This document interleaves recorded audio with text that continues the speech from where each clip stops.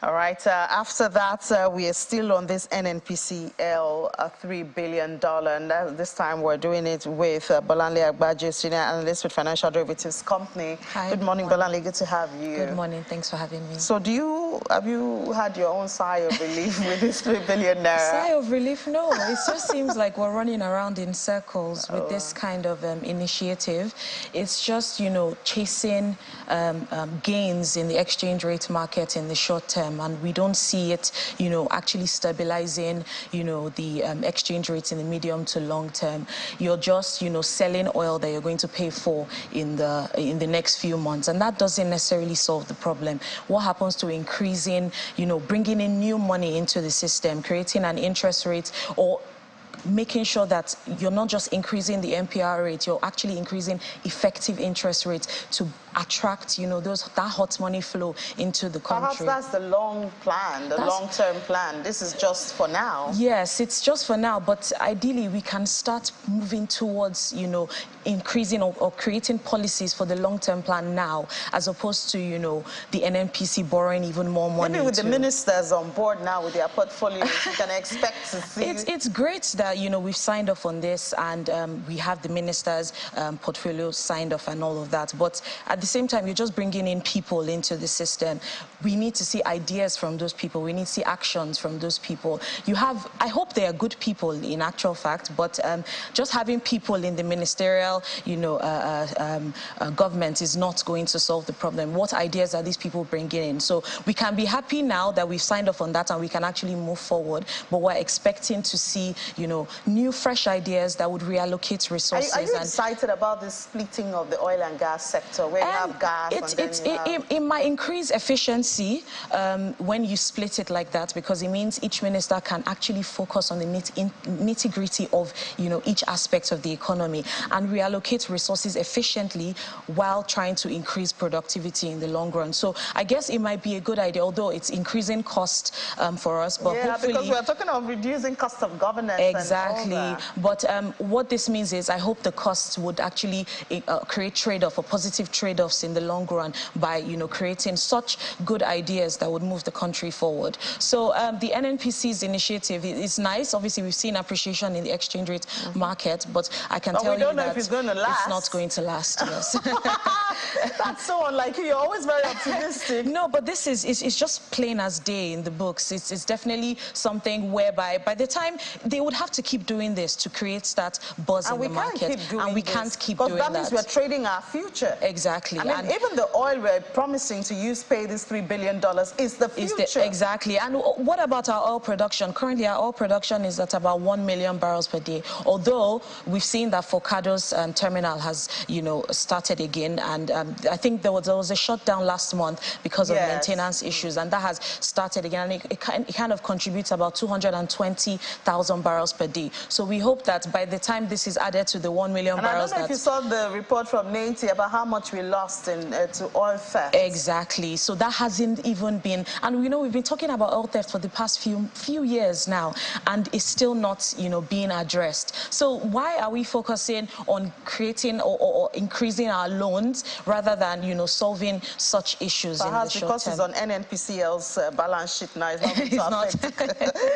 One of our guests, I think on Monday also, did say that we were talking about inflation, and what he says is our situation shouldn't be this gloomy if we can only deal with the inefficiencies. A lot of the things we are looking at or we are feeling is paying for inefficiency. Imagine like the oil theft. If Nigeria did not have, even if we had oil theft, but not in this volume, yes, it wouldn't. Then we would not feel this. I mean, when global oil prices is surging, we still cannot boast of any gains. Exactly. And in a situation where you have high inflation rates, but you're seeing the economy grow, it will pinch less than a situation where you have so many inefficiencies in the economy, and coupled with high inflation rates, coupled with no plans that we can actually see the benefits of that in the short to medium term. So it's a very peculiar situation for Nigeria. And we see gas prices down now, even though we're told that cooking gas is going to shoot up. I think the reason for the fact that it's down now is because you're not seeing the demand pick up as much as, you know, what people expected. And also there are other alternatives in the market that most individuals are resorting to. But although gas prices had increased compared to the drop that we had seen, you know, in the few months, I think we actually discussed this on the program when the prices actually declined. So it has increased. I didn't really see its effect, at least in my cooking gas area. I did not see it. Some people did. I did. I felt, yes, I felt the effect of that. I'm living in the wrong area. But all in all, I guess there's that push and pull from the demand side that is restricting the prices to go to about, you know, the highs that we had seen, you know, last year. So that's good for us. And obviously, most people have cut their budget significantly. You know, their food budget, their, you know, looking for other alternatives to consumption because of the high inflation environments that we currently So now that we have Mr. Ekperekpe as the Minister of Gas, we're talking about CNG for our vehicles, for electricity. Oh, that is we do expect a lot from him. I hope he knows what he's getting into. We do, but if I'm going to be very honest, when it comes to, you know, those kind of alternatives, because even when you look at the West, it's still something ongoing and it's taking them years.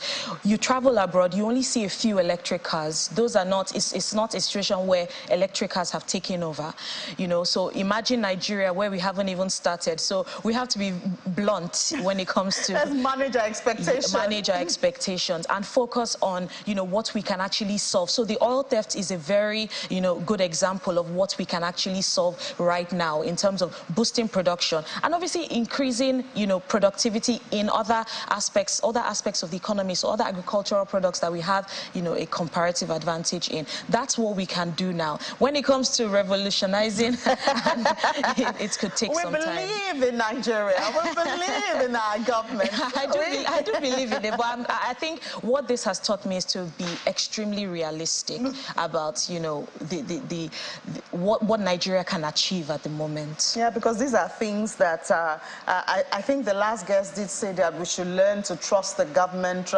I mean, gaining trust there that is has lack been broken. of confidence, a significant lack of confidence in the government at the moment. Yes. So it's not the time to, you know, claim promises that, you know, seem like it can't be achieved. Let's focus on what we have and improving what we have now to gain that consumer confidence back within Nigeria. I think that's where the government should, you know, focus on. I guess the ministers need to hear that before they start making I'm excited to see, you know, what each minister is ready to, you know, the ideas, and not just even creating the ideas, because we're very good at that. Implementation and changes, just something fresh and new. I'm excited about the blue economy. I mean, I know that stakeholders in that industry have been asking for it for a while now. So now that they have a minister, let's see what will happen to our fisheries, our waters. They're not lumped with transport, and they won't say, oh, they didn't have attention or something. You know?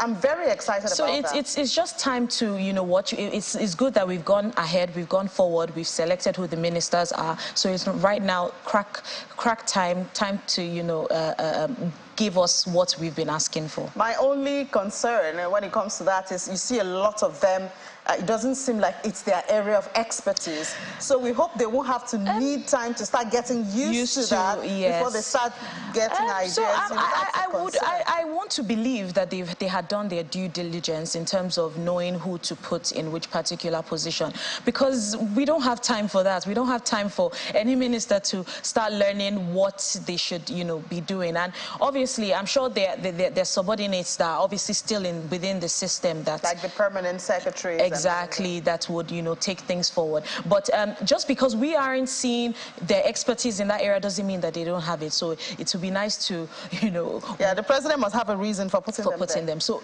like I said, that confidence and that trust, is what they need to build. Exactly. All right, let's see what else is happening in the commodities space. While right now, obviously cocoa has been great. We're seeing still increases in prices of cocoa, so we're trying but no increase in our output, though. No increase in our output, but I guess we should obviously accept the fact that there's no decline in our output at the moment. So that's great for us, and we can still, get the forex that we need from that. Although with oil prices are still at about $85 per barrel. We had seen a significant drawdown in U.S. inventory, and although that hasn't really pushed oil prices so high, that's just because of the drawdown we're seeing in China.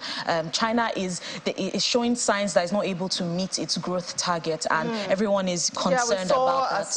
A firm or a couple of firms are not able to meet up with their obligations. Exactly. So that obviously is bringing an issue, because everyone focused on China to boost that, oil demand. And if China is not able to meet that 5% that is their target, it's bad for the industry. Bad for the world. Bad for the world. All right. Thank you so much, Bolanle Agbaje, senior analyst in financial derivatives. Thank you for your time. Thank you. All right, then let's take another break. When we come back, another conversation for you. Find out what it's about.